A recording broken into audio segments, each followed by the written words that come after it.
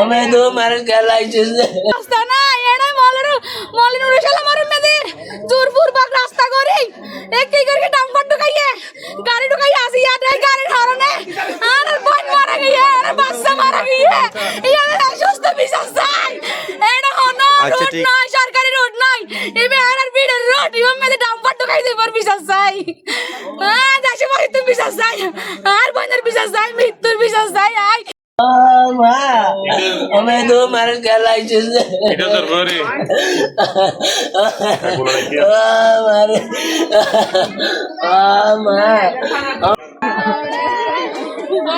আচ্ছা ঠিক ও মা সামনে আমার নাতি তুমি তো দেখো আমার কথাটা শোনো না জলদি দিয়া চলে গেছে ও মারে ও আল্লাহ আম্মু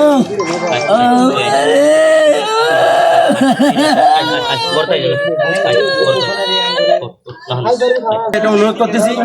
যে 18 বছর এবং 20 বছরের যে ডাম্পার গুলা ড্রাইভার গুলা আছে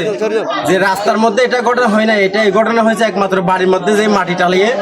এই মাটির মধ্যে বাটি টালিয়ে মাটি ভরাট করার জন্য কিছু মাটি আনছে, এই মাটি টালিয়ে তারা যে মর্মান্তিক ভাবে ড্রাইভাররা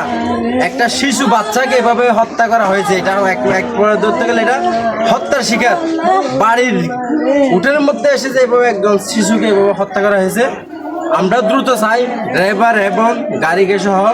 আইনের আওতায় আনা হোক এবং প্রশাসনকে আমাদের মহেশখালী ছোট মহেশখালী নরবিলার পক্ষ থেকে আমরা সবাই এই মর্মান্তিক ঘটনায় আমরা